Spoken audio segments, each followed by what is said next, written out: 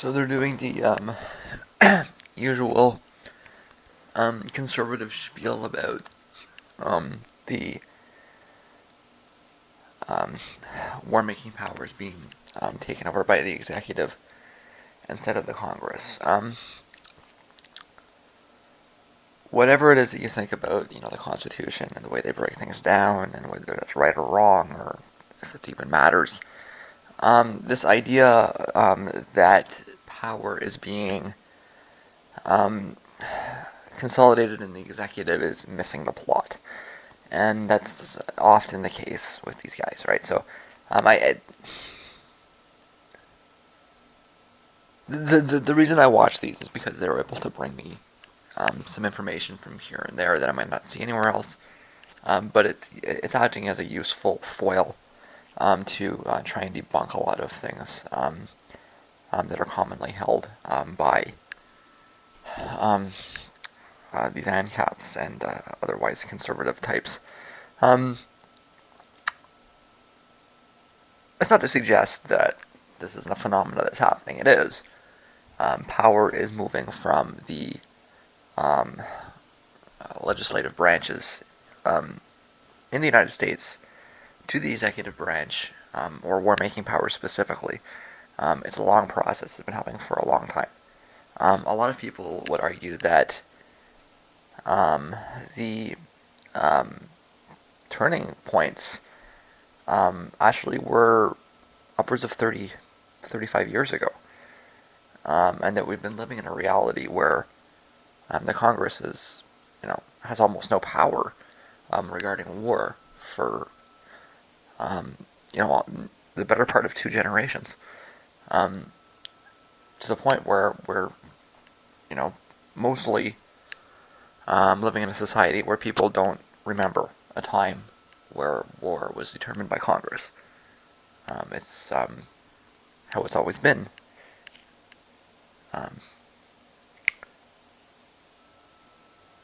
but the reason it's missing the plot is because the president is not actually making those decisions.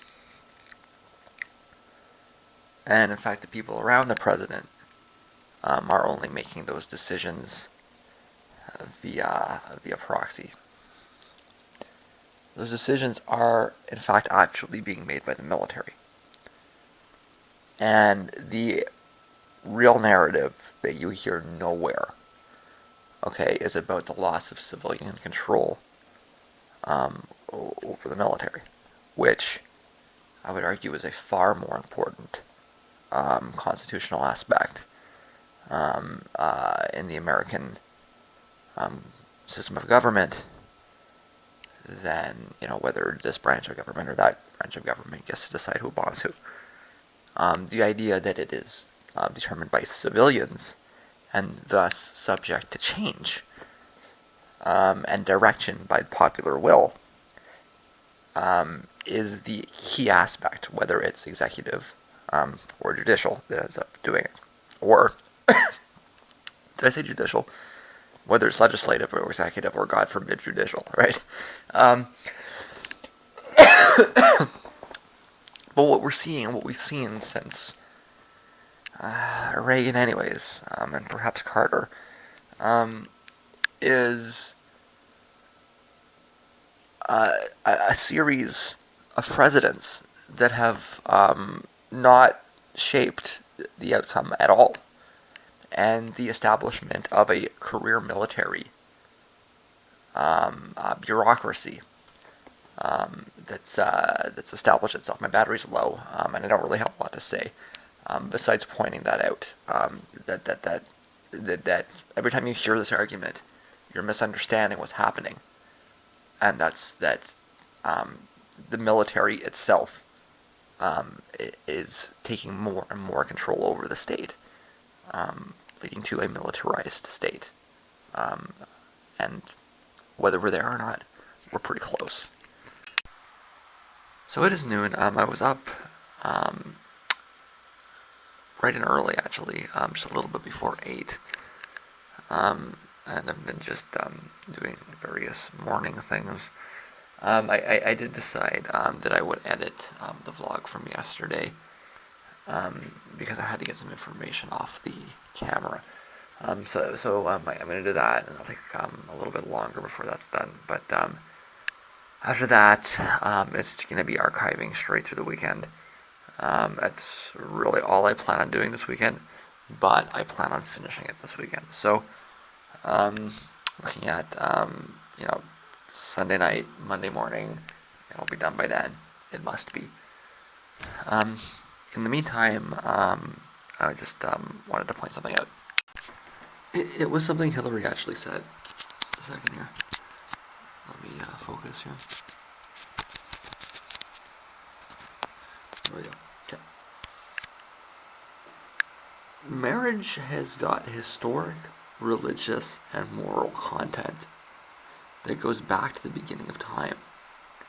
I think a marriage is as a marriage has always been between a man and a woman. And I'm going to quote her in context to be fair. But I also believe that people in committed gay marriages, as they believe them to be, should be given rights under the law that recognize and respect their relationship. That's something Hillary actually said. I got a few nasty looks at the bar last night, and I was thinking about them this morning.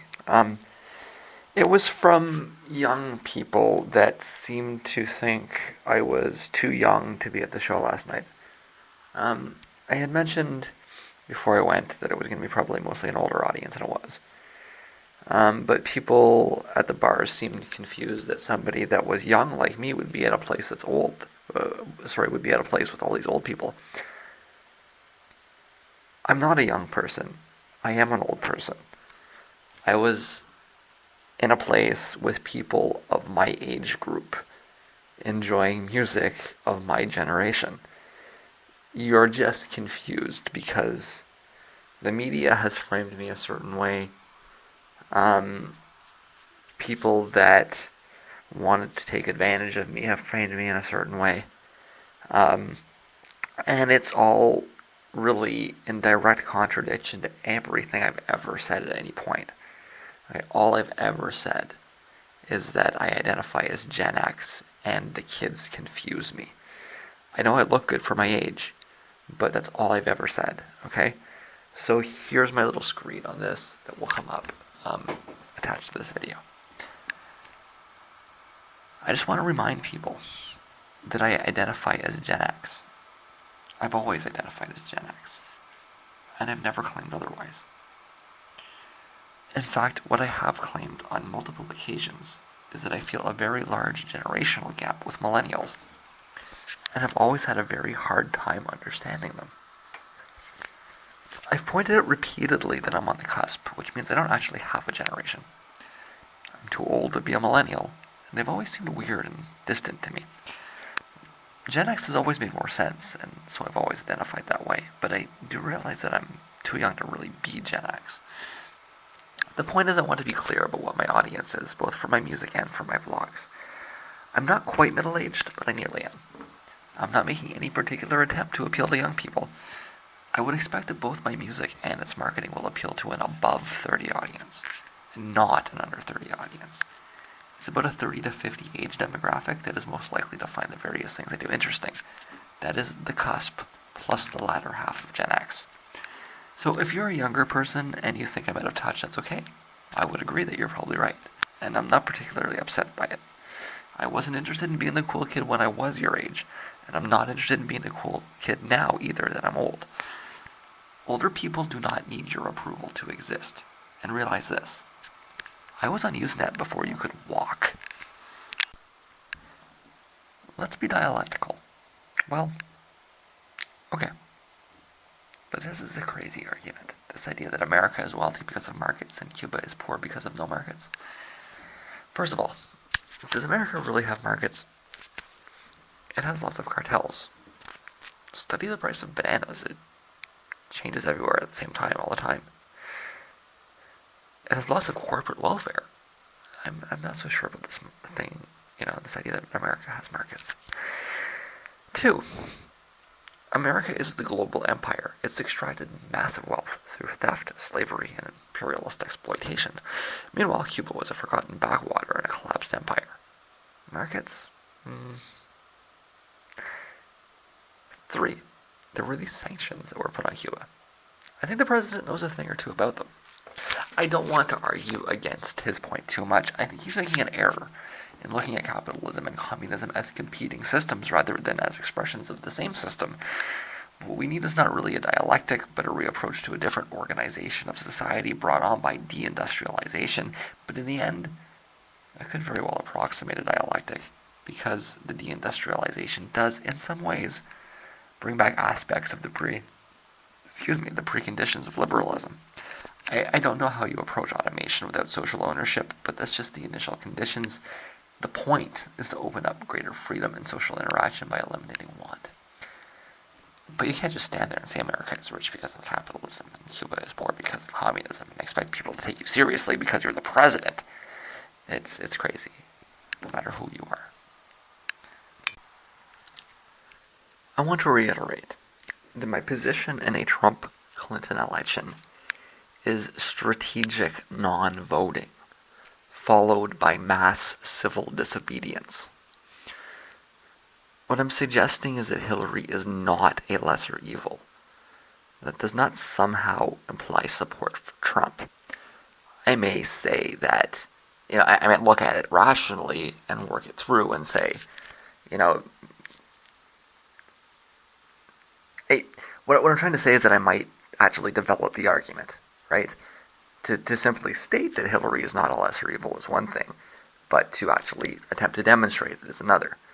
Okay, but arguing that Hillary is not worse than Trump, I stated that wrong. Arguing that Hillary is not better than Trump does not somehow imply support for Trump. Okay?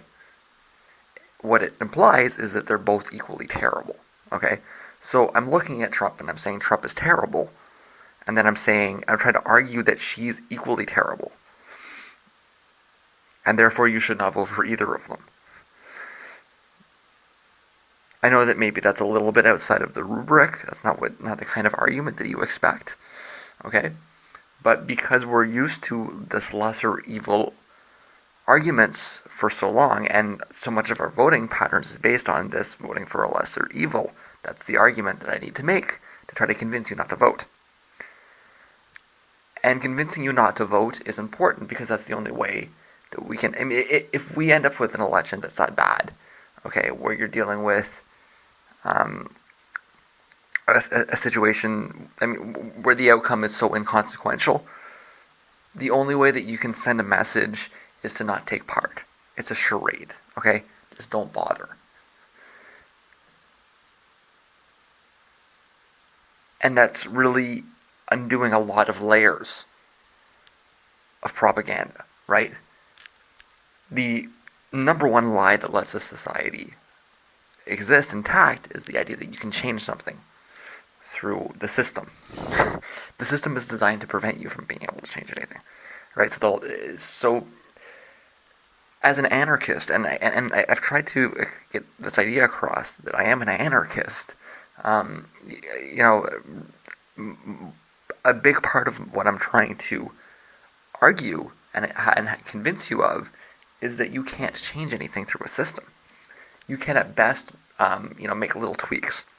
The kind of thing that Sanders has done is the best that you can do, right? That doesn't mean you shouldn't support somebody like Sanders. It means that you have to understand, like before you start, that that this is impossible, right? The best you can do is use that to as a launching pad for something bigger, right? And the establishment politicians understand that. That's why they're telling him to stop, because they know that he's starting something that's going to be hard to take down, right? And he's creating something that is inherently outside of it. And I think he knows that too. This idea that he's working within the Democratic Party. He spent, 30 years outside the Democratic Party, and then all of a sudden, hey, I'm a Democrat. Clinton is right to point that out and say he's not a Democrat. He's not. And that's why he's exciting, because he's not. But at the same time, it means that his ideas are inherently outside of the Democratic Party. And the idea that these ideas could ever exist within the Democratic Party is, I mean, you're dreaming, right?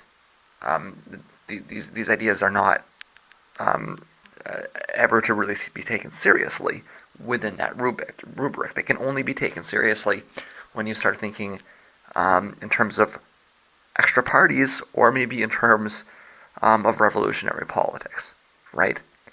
And that's why support for Sanders is important and interesting. I think we've gone far enough through the process that we can drop the charade. I mean, Sanders is not going to win, right? The question is, what is he going to do next? Is he going to launch an independent bid? Is he going to maybe going to take it with Jill Stein, et cetera, right? Um, Everything that he's been doing from the start and everything he will do in the future is outside of the Democratic Party. He's just using that as a vehicle to draw attention to himself. And give him credit for that. It's been very smart. But I mean, this idea that the Democrats would ever do any of this, it's insane, right? So I am actively trying to convince you not to vote. And when I actively try to convince you not to vote, the way to do that is to tear Hillary down to the same level that Trump is at. But that does not mean I'm supporting Trump in any way at all. Okay? It means I'm trying to pull her down to the same horrible point that Trump is at. Okay? And I think that I'm justified in doing that. Okay? It's not just rhetoric. Okay? That's the whole point, is that it's not just rhetoric. She really is that bad. She really will start multiple wars. Okay? And with the way the world is right now, that means World War III. Okay? I mean, if she hasn't already started World War III in Libya, you can expect that Hillary Clinton will almost certainly start World War III. Okay? It's not rhetoric. It's not propaganda. It's not outlandishness. It is actual reality. And that's what you're looking at. I know that you want to think that the Democrats will start World War III. I know that you want to think that the Republicans will start World War III. In actual fact, why don't you look at the other world wars? Okay, because Woodrow Wilson wasn't a Republican, and neither was Franklin Roosevelt. Okay? Which is not to compare her to either of them. I think a better comparison is to Richard Nixon. Okay? So, let's put all of these things in context. Okay? The idea of allowing her to win the presidency is scary. And she does need to be taken down to the same base level that Trump is at, because that's what you're going to get. Okay?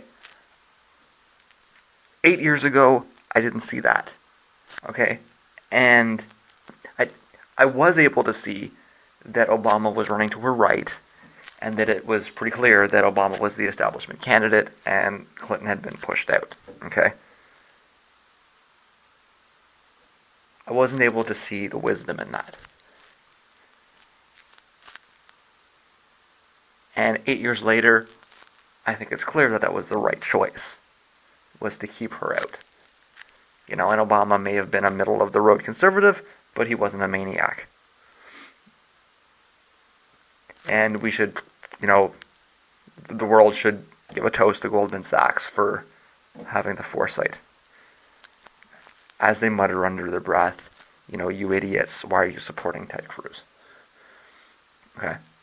They got it right 8 years ago. They're badly fucking it up right now. Okay? You want the right kind of thinking? If it's Trump versus Clinton, the Spanish anarchists in the 30s were faced with a choice between a Hitler-backed government and a Stalin-backed government. Ukraine was faced with the same choice as well. Ukraine actually picked Hitler over Stalin. And we see the consequences of that. It still exists today. It's very easy to condemn Ukraine for picking Hitler. But it's maybe easy to forget that, a couple of years before they sided with Hitler, Stalin had launched a genocide against them today we call it the Holodomor. And it was an actual genocide on the same level as the Holocaust. Okay, but it was against Ukrainians. That's got to be the worst choice in the history of the world. You can align with Hitler or you can align with Stalin. Okay, but a lot of people had to make that choice in the 1930s. The Ukrainians had to make it, and the Spanish anarchists had to make it. Okay, let's talk about the Spanish anarchists. They picked Stalin, and what did Stalin do? He killed them by the thousands, slaughtered them, massacres. Okay, but at the time, all objective evidence would have suggested that Stalin was the lesser evil. Is that outrageous? I don't think it is, okay? And that's what I'm arguing here, is that we're in a situation where this logic of a lesser evil that we've had for all of these years and all of these elections, it has now collapsed. Okay? And it happens slowly, incrementally. That's why you don't see it. Had you been standing in 1975 and looking at Trump versus Clinton, you would see it immediately. But because we've had these incremental, connect or narrowings, okay, it's led us to this situation where we can't see it. Okay, but that's what we're stuck with here. Is two equally sized and equally unacceptable evils. Okay, and both of which necessitate immediate fighting back, immediate revolutionary action. Okay, if you're arguing that you should vote for Clinton to stop Trump, you are back to trying to argue that Stalin is preferable to Hitler. That's the argument that I'm making.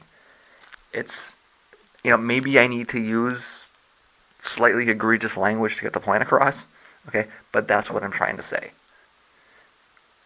And you know what? That's exactly what Sanders has been saying. He's right. It's not just empty rhetoric. Okay? The specter of a Clinton presidency is no more acceptable than that of a Trump presidency. There needs to be a stronger reaction than just voting for Clinton and going home. This has to be the breaking point. It has to be the point where we say it's enough, where you have to support a third party, because it's not going to be better under Clinton than it is under Trump. If it's Trump versus Clinton, I'm going to vote for a general strike. Now you might want to go back to the 2000 election and say, at Ralph Nader, and blame him for it, and it's Ralph Nader's fault that Gore lost and Bush won. Most people look at that and they say, well, people that voted for Nader wouldn't have voted for either of them anyways, so it's not actually true. That's probably accurate, but that's not the argument that I'm going to make. I'm going to make the argument that everybody knows is true, but no one will say, and that's that Gore would have been every bit as bad as Bush. He would have done exactly the same thing. It wouldn't have made a damn bit of difference. Okay? That's what you don't want to hear, but you know is true.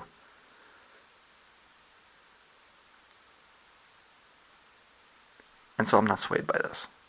I'm sorry. A little while back I asked the question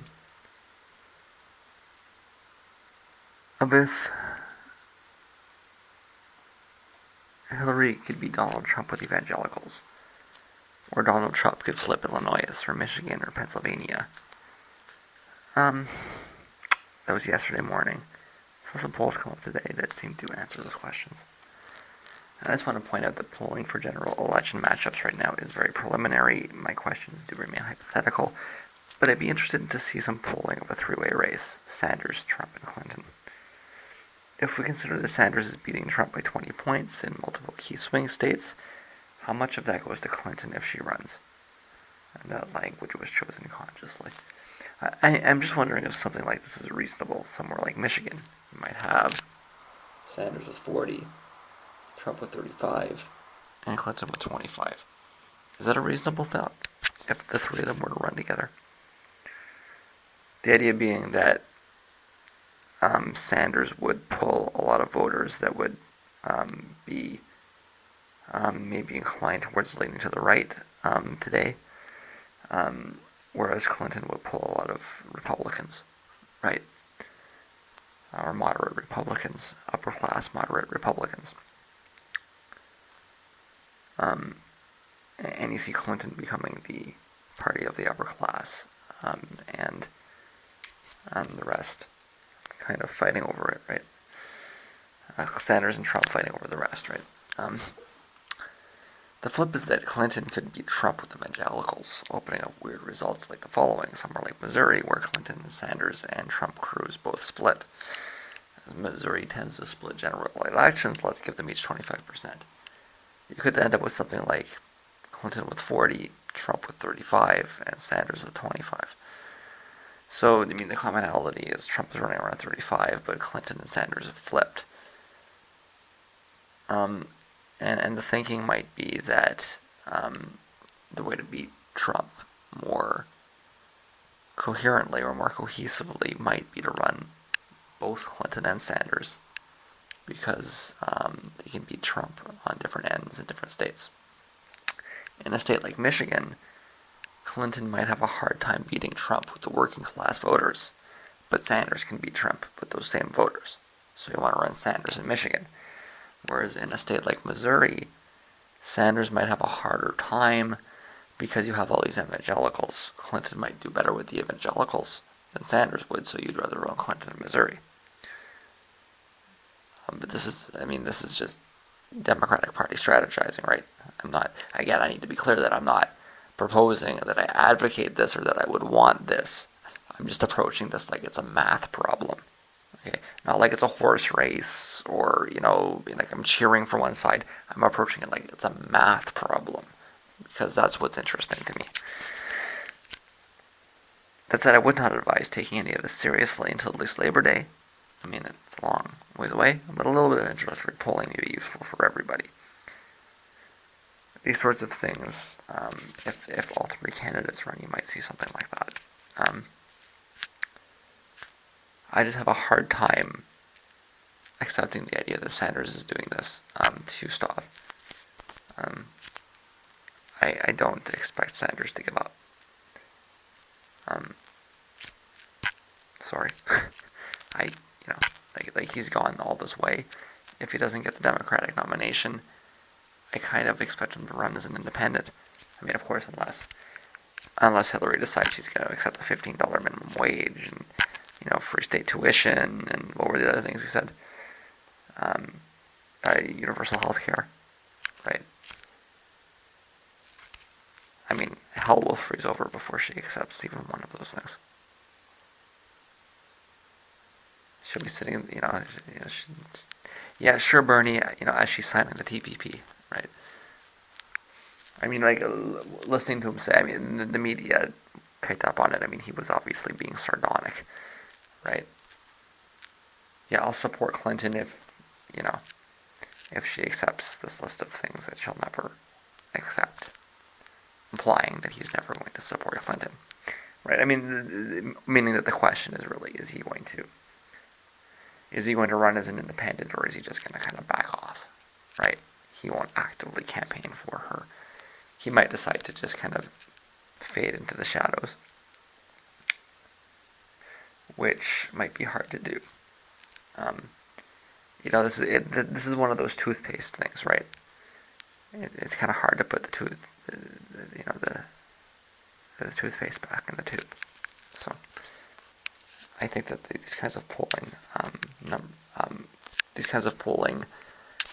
ideas need to be contemplated. It's just hard to put the toothpaste back in the tube with Sanders, and that's a good thing. But it means some polling on the hypothetical is useful. And Clinton has already tried to appeal to the Christian conservative vote, which there is quite a bit of in the Democratic Party base. She's a politician. She'll do what she thinks she needs to do to win. If Trump is the nominee, and he is, then it opens up a vacuum on the Christian right that she will pounce on, and the gays get thrown under the bus. Okay, the Christian right is a far larger and far more stable voting bloc to integrate into her base of Southern conservative minorities. She's winning because she's got all these conservatives in the South that are voting for her. She could maybe even win some of those states. Okay, I know that what I'm saying is going to upset or confuse some people, but you simply haven't been paying attention. This is precisely why she creates such a horrible reaction in the left-wing grassroots. She'd sell her husband down the creek for the right endorsement, and all the smart people fully grasp that. That's another thing to watch for in the election. If Bill becomes a liability somehow, she will cut the rope like that. Bye, Bill. She might even start to run as Hillary Rodham. She will do that sort of thing, okay? I mean, it's, if I was Hillary Clinton, I may not be particularly attached to Bill Clinton. In fact, there's an argument that the only reason that she holds on to Bill Clinton is because he's useful, right? And if he's not useful anymore, he's gone. That's something to watch for in the campaign. So this logic that you're voting for her to stop the Christian right? No. You don't understand.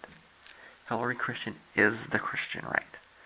And if Trump wins, and he will, that's going to be a big aspect of the election. She won't beat him with working class whites. It is her best strategy to run on the right, on social issues, specifically. That's what's going to happen. Wait for it. I'm just looking over the show review I did last night, or for last night. It's 8:30. Took a little bit longer than I wanted it to, but so be it. I've been kind of screwing around. And the topic came up regarding,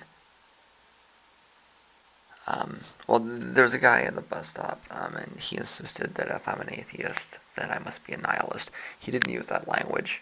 If you're an atheist, then you believe in nothing, right? Which is, it took me a minute to clue into what he was trying to say. I thought he was confusing atheism with agnosticism at first, but then I realized he was just sort of, he probably didn't realize it, but he was just parroting the standard, Christian line on nihilism, right? The whole, well, I mean, that was the argument, right? That if you don't believe in God, then society will collapse, right? Stupid argument, right? I just want to be clear on what my position on this is. I am what you could call an existential nihilist. Okay, I don't believe in any purpose to existence, but I don't think that should lead us to, despair or staring at the wall, or to just give up, kind of thing. My actual position is this: that the nihilist epiphany was important, right? So you had this whole philosophical development, and it leads up to this nice guy, and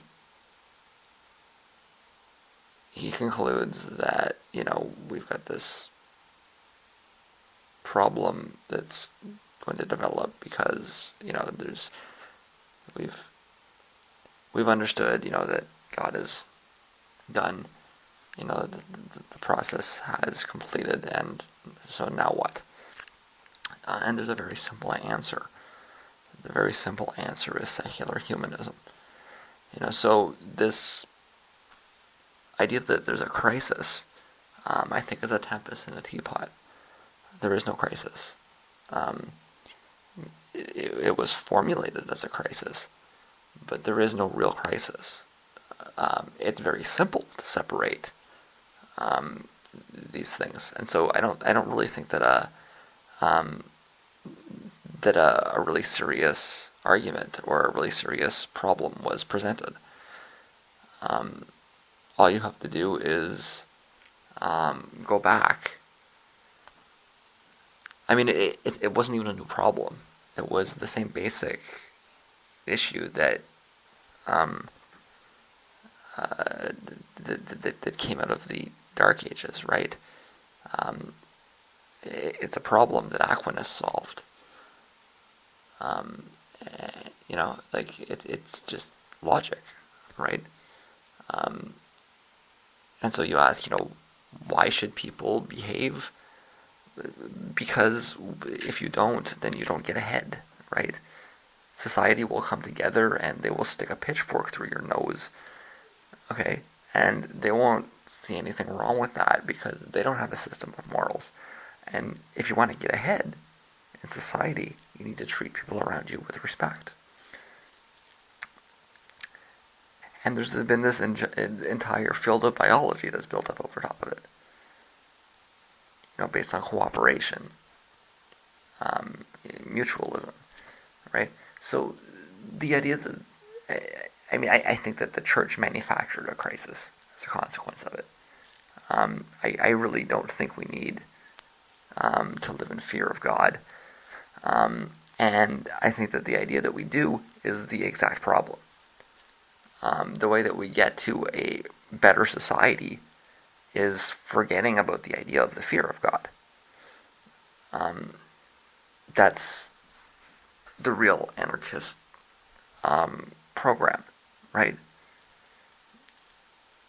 It is mutual aid, is that we work together and we rely on each other to get ahead, and that's the answer, right? And it's understanding that that's the answer. It's that shift in mindset, right? So, you know, why don't I kill my neighbor if I don't have God? Because your neighbors, because the society will gang up and crucify you in the public square, okay? Humans can play that role. We can govern ourselves. We can install that fear. But we shouldn't be operating under fear anyways. We should be operating under sort of the positive expectation of positive behavior leading to positive results.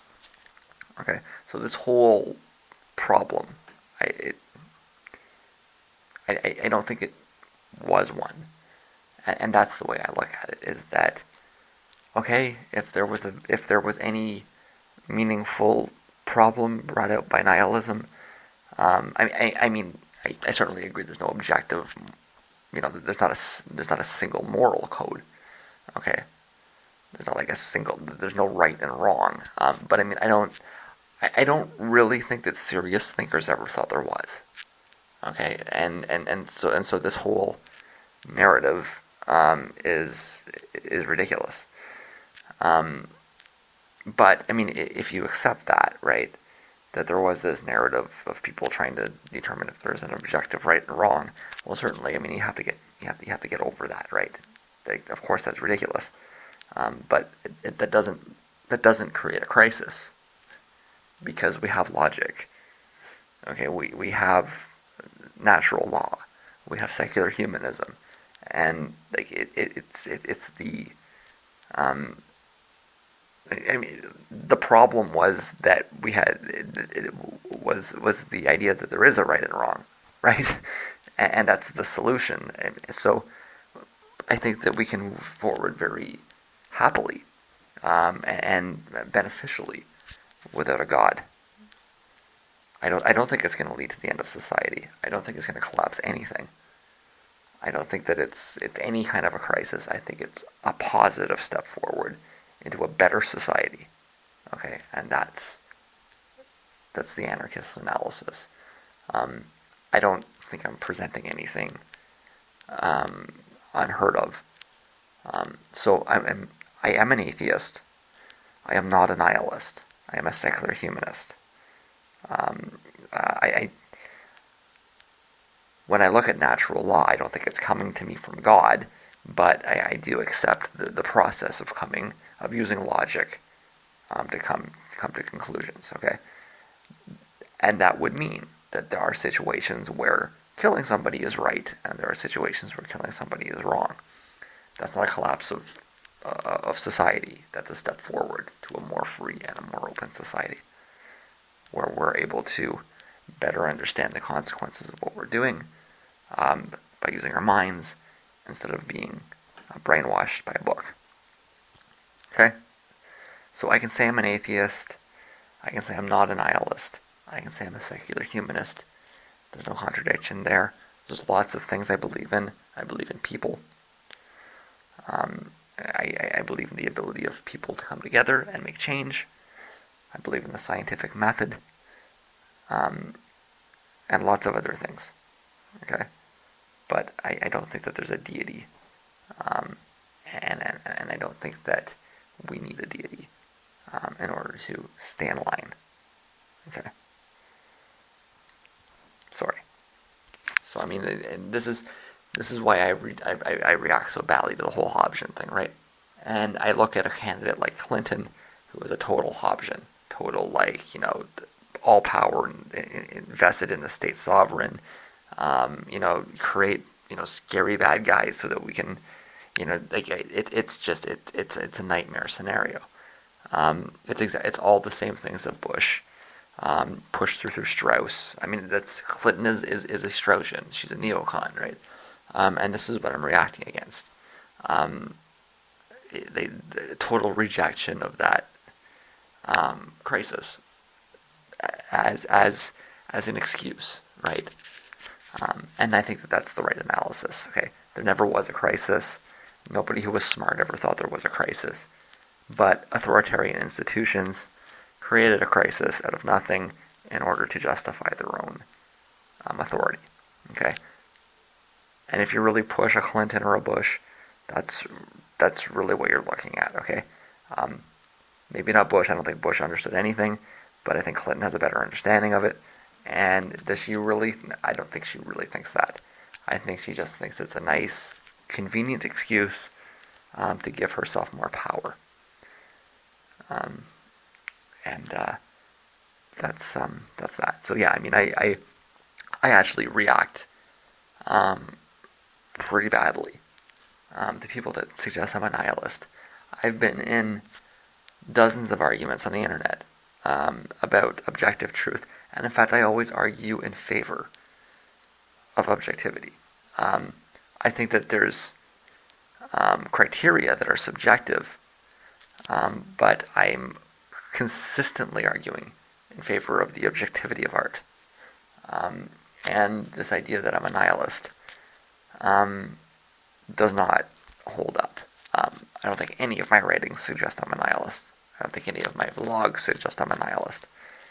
And I tend to get upset when people imply I'm a nihilist because I'm not, and I really don't like that idea.